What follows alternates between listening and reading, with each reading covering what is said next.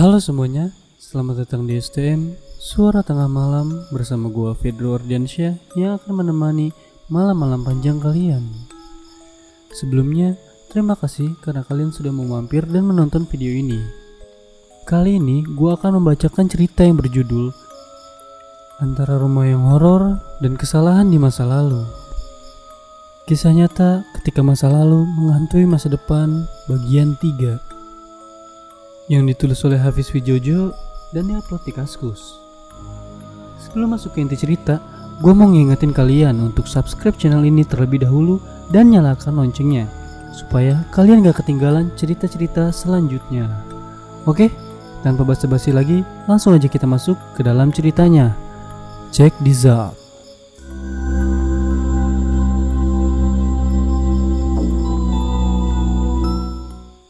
Saat itu, saya dan abang saya sudah menempati kamar tidur kami sendiri. Tak lagi bersama orang tua, seharusnya kami memiliki kamar tidur sendiri-sendiri.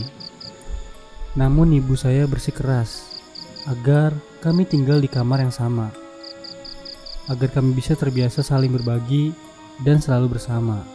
Maka itu, kamar tidur yang seharusnya punya saya sendiri dibiarkan kosong.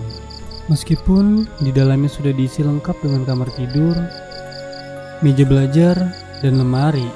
Hanya saja, kamar kosong ini meskipun memiliki jendela, namun tidak disinari matahari langsung, karena menghadap ke tembok. Kedua kamar ini terletak saling berhadapan.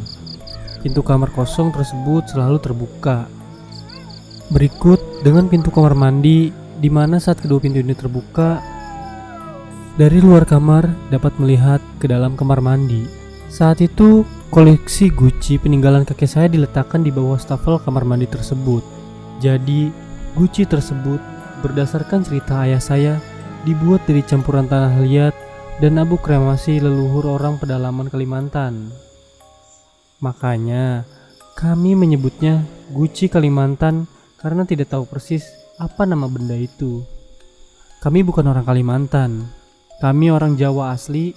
Kakek saya adalah seorang veteran keturunan keraton, dan Gucci tersebut merupakan pemberian dari rakyat Pontianak. Tapi saya tidak persis tahu kenapa kakek saya dulu bisa diberi benda tersebut. Yang jelas, ayah saya pernah mengatakan bahwa Gucci itu sebaiknya disimpan karena dahulu kakek saya percaya bahwa Gucci itu merupakan jimat untuk menjaga. Meskipun ayah dan ibu saya tidak pernah percaya akan makna jimat tersebut, tapi karena barang peninggalan, ya disimpan saja. Bentuk Gucci tersebut layaknya Gucci pada umumnya. Namun, tekstur dan warnanya agak berantakan. Warnanya coklat gelap, tidak mengkilap. Saya bahkan tidak tahu di sisi mana Gucci ini dapat menjadi suatu hiasan ruangan. Di rumah kami terdapat 3 buah. Namun yang berada di kamar mandi kosong itu sangat mencolok karena terdapat bercak seperti huruf S yang memanjang pada bibir atas sampai pinggir bawah pada permukaannya. Setiap hari saya keluar kamar, pasti saya dapat melihat Gucci tersebut. Hingga pada suatu hari, saya merasa ada yang janggal. Bercak huruf S yang biasanya menghadap ke arah pintu, kenapa kali ini tiba-tiba menghadap ke arah sebaliknya? Saya pun memutuskan untuk memutar Gucci tersebut ke posisi semula. Keesokan harinya, saya kembali menemukan Gucci tersebut sudah berpindah posisi lagi. Sedangkan saya yakin tidak ada yang memasuki kamar tersebut dan menggesernya. Saya akhirnya memutuskan untuk memberi tanda pada Gucci tersebut menggunakan kapur. Jadi, saya mencoretkan kapur pada pinggiran Gucci, terus tersambung sampai ke lantai sehingga saya dapat mengetahui jika Gucci tersebut bergeser saat garis tersebut sudah tidak saling berhimpitan. Kemudian, untuk meyakinkan bahwa tidak ada yang mengganggu Gucci tersebut, saya mengunci pintu kamar mandi beserta mengunci kamar tersebut. Kemudian saya menyimpan semua kunci beserta kunci cadangan di dalam ruang lemari saya. Dan saya kembali menggoreskan kapur di sekeliling tumpukan kunci untuk memastikan saya tahu jika kunci tersebut bergeser. Ibu saya sempat bertanya, kenapa pintu kamar tersebut dikunci? Saya menjawab, sebaiknya dikunci saja daripada dibiarkan terbuka dan berdebu. Untungnya ibu saya dan orang lainnya di rumah tersebut tidak ada yang curiga dan membiarkan pintu kamar tersebut tertutup. Keesokan harinya sepulang sekolah, saya bergegas mengecek kunci tersebut. Dan tentu saja kunci tersebut tidak bergeser sama sekali. Tumpukan kunci masih pada posisinya. Tak ada yang melewati batas kapur. Saya pun bergegas membuka pintu kamar kosong tersebut. Sesaat ketika saya membuka pintu kamar, saya merasa kamar tersebut terasa dingin, lebih dingin dari hari biasanya. Terasa aneh, padahal pada saat itu cuacanya sedang panas-panasnya. Saat saya membuka pintu kamar mandi, saya langsung kaget bukan main. Guci tersebut bukan hanya bergeser dari tempatnya, namun bercak huruf S tersebut sudah hilang. Saya kaget dan takut luar biasa. Saat itu saya tidak berani untuk menceritakan hal tersebut dengan orang tua, karena ayah saya dari dulu sudah sering berpesan untuk tidak bermain-main dengan guci tersebut. Jangan meletakkan apa-apa di dalam guci tersebut atau apapun.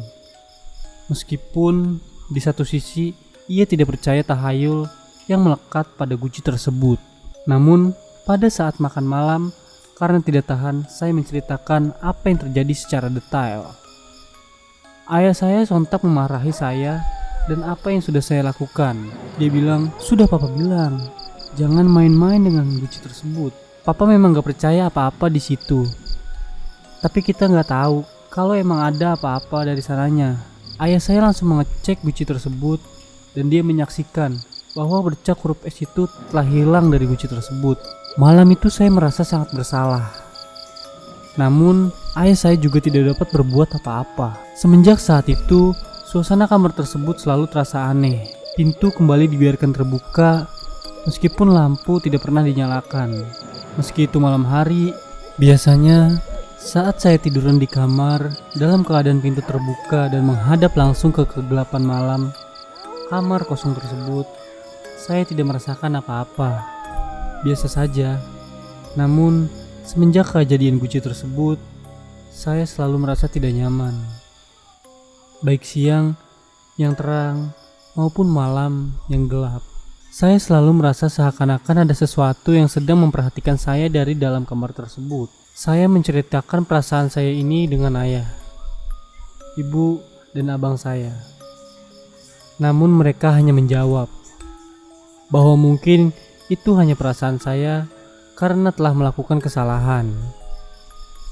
Hingga akhirnya pada suatu malam, saya dan abang saya sedang curi-curi waktu untuk bermain PS. Saat itu tengah malam, orang tua kami sudah tidur. Kami sengaja bermain tengah malam karena kami pada saat itu dilarang untuk bermain PS sesudah maghrib. Saat game sedang loading, suasana sangat hening. Kami mendengar suara aneh dari luar kamar. Seperti suara bergesekan, lebih tepatnya seperti suara orang sedang mencakar-cakar daun pintu. Awalnya saya coba mengabaikan, namun saat saya melihat ekspresi penasaran pada wajah abang saya, dia meletakkan joystick PS-nya dan mengajak saya untuk mengecek. Dia bilang, "Apa tuh, Dek?" Lalu aku menjawabnya, "Gak tahu bang, kayak ada yang cakar-cakar." "Ih, takutnya maling. Ayo kita periksa." "Ah, gak mungkin," jawabku, mencoba meyakinkan abang supaya untuk tetap di kamar dan tidak mengecek ada apa. Tetapi abang saya tetap bersikukuh untuk mengecek. Dan apa boleh buat, saya pun ikut karena tidak berani kalau harus ditinggal sendirian. Pada saat kami membuka pintu kamar, ternyata pintu kamar kosong itu tertutup. Mungkin ibu saya yang menutupnya. Saat itu abang saya menjadi lebih tenang karena dia merasa tidak ada apa-apa. Namun saat kami hendak kembali menutup pintu kamar kami, suara itu muncul lagi. Dan kali ini sangat jelas bahwa suara tersebut berasal dari kamar kosong. Saya takut sangat luar biasa, mencoba teriak. Namun abang saya menutup mulut saya agar tidak membangunkan ayah dan ibu. Abang saya kemudian mencoba membuka pintu tersebut. Namun tepat di saat ia menyentuh gagang pintu, terdengar suara langkah kaki dari dalam kamar tersebut. Suaranya seakan-akan berlari menjauh dari pintu. Abang saya sontak berlari kembali ke dalam kamar menarik saya dan bersembunyi di balik selimut. Malam itu kami sangat ketakutan. Keesokan paginya, saya menceritakan semua yang terjadi, namun tetap saja orang tua kami hanya tertawa seakan saya berbohong. Apalagi pada saat itu abang saya hanya diam, seakan-akan tidak terjadi apa-apa. Pagi itu juga, saya dan abang saya beranjak menuju mobil, namun tiba-tiba kami mendengar suara ibu sedang berbicara di atas. Sedangkan kami yakin, saat itu kami bertiga di bawah, ibu saya di atas, dan tidak ada orang lain lagi selain kami berempat di dalam rumah. Di atas ibu saya berkata, "Dek, ngapain lagi di situ? Ayo cepat, buruan, papa udah nungguin di bawah," kata ibuku. Saat itu kami bertiga saling bertatap muka, karena saat itu kami mendengar ibu seakan berbicara dengan saya. Padahal saya sudah berada di bawah. "Dek, cari apa di situ? Kan mama udah bilang, malamnya tuh barang-barang disiapin, jadi pagi tinggal berangkat." Ibu saya kembali berbicara dengan suara yang lebih kuat. Sontak saja, saya langsung berteriak dari bawah. "Kenapa, Ma? Ini Ade udah mau berangkat loh." Aku menyaut begitu. Tiba-tiba ibu saya langsung berlari ke bawah dengan raut wajah yang sangat ketakutan. Sumpah demi Tuhan tadi Mama lihat Ade di kamar itu." Ibu berteriak. "Mama apaan sih? Dari tadi juga kami di bawah kok." Ayah saya menjawab, "Enggak, Pa. Mama tadi lagi beresin kamar anak-anak. Mama lihat Ade lagi di kamar kosong. Bajunya sama kok. Persis sama." Ibu saya kembali membantah. Saat itu suasana sangat tidak enak. Saya takut, sedangkan itu masih pagi. Ibu saya akhirnya memutuskan untuk ikut mengantar kami ke sekolah. Untunglah suasana perjalanan yang awalnya hanya hening tersebut berhasil dipecahkan karena candaan-candaan dari ayah saya. Siang hari pada saat saya pulang sekolah, saat itu hanya ada pembantu kami yang datang khusus untuk cuci setrika. Tidak ada ayah atau ibu, dan abang saya masih di sekolah untuk melanjutkan kegiatan ekstrakurikuler. Saya kembali melihat kamar kosong tersebut. Mau tidak mau, karena kamar tersebut berada persis di depan kamar kami. Saya sangat kaget karena guci tersebut sudah tidak ada lagi di situ.